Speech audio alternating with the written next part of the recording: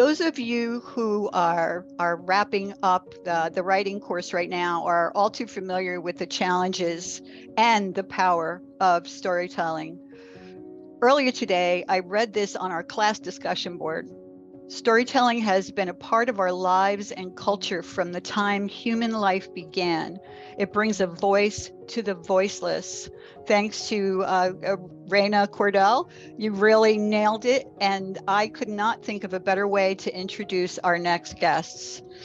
Many of you, like students before you, probably found your way into this field because of personal experiences, maybe a parent or a family member or your own health experience motivated you to take some action. That personal motivation is shared by our next two guests. Rebecca Handler is a current MSHC candidate here at BU. She's the marketing and comms manager at Open Medicine Foundation, a nonprofit organization that leads collaborative research across 7 research centers worldwide. For those of you unfamiliar with Open Medicine Foundation, its focus is on research for multi-system, chronic, complex diseases. And a relative newcomer to that list of complex diseases is long COVID. Through her work, Rebecca met and later interviewed journalist, documentarian, and patient advocate Ryan Pryor. And at the start of the semester, Rebecca emailed me saying, "Hey, I have someone who our students might like to hear from." What an understatement. Ryan is a former CNN journalist and producer, a 5-time recipient of Stanford Medicine's ePatient Scholarship, a writer, co-director of the documentary Forgotten Plague, and the author of The Long Haul, a very moving, compelling book on long COVID. It tells the life-changing stories of patients turned advocate in their search for answers on long COVID. It's a club that Ryan himself would become a member of. Here to talk about his story, our craft, and how he turned 75,000 fact-checked words into his publisher with characters he believes in. I'm pleased to welcome Ryan Pryor and Rebecca Handler. So I wanted to start and talk a little bit about your new book. This is an amazing feat that you've just published this. So in this book, you tell the stories of individuals with long COVID and chronic fatigue syndrome. So this is obviously really difficult because it's dealing with a lot of very emotional situations. This is a very complex disease with no cure and no treatments. So how did you approach the process of gathering and sharing these stories, and what impact do you hope that they have on readers? Yeah, so I was covering COVID as a science writer for CNN. And so a lot of our standard playbook would be that, if something has happened in the world, especially if something bad has happened to people, reach out to the people affected and interview them and tell their story. And that, from one point of view, it's really that simple. But there's a larger context here where I was a chronic illness patient myself, and had a post-viral syndrome, myalgic encephalomyelitis or chronic fatigue syndrome. So we know that all viruses cause this disease.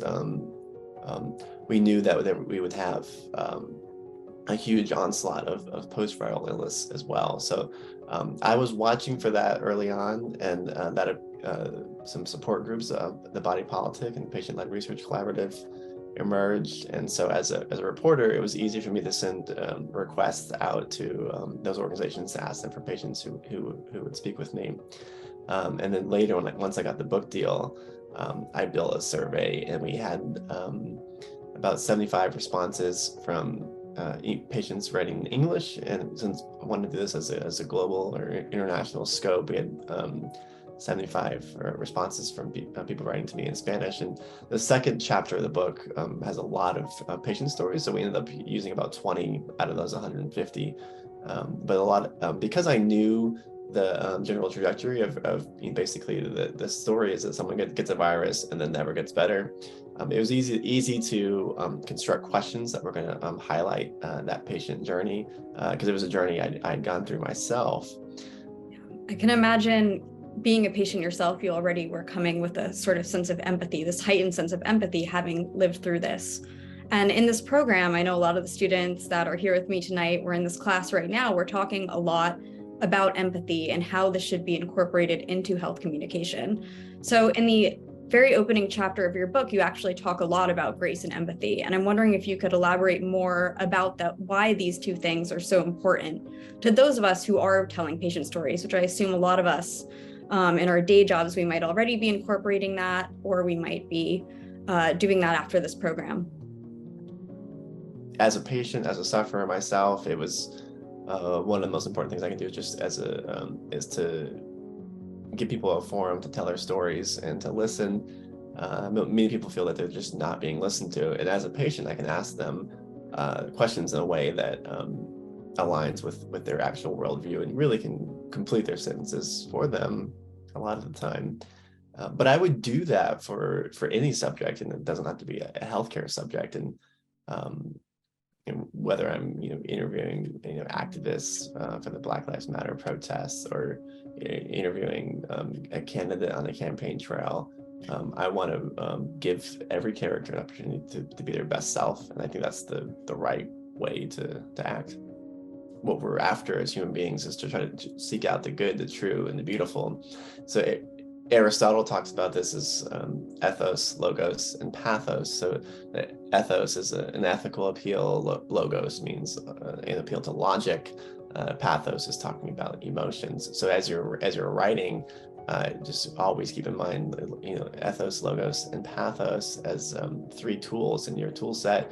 And every story that you write ought to have a personal story or an appeal to ethics first. And it should have a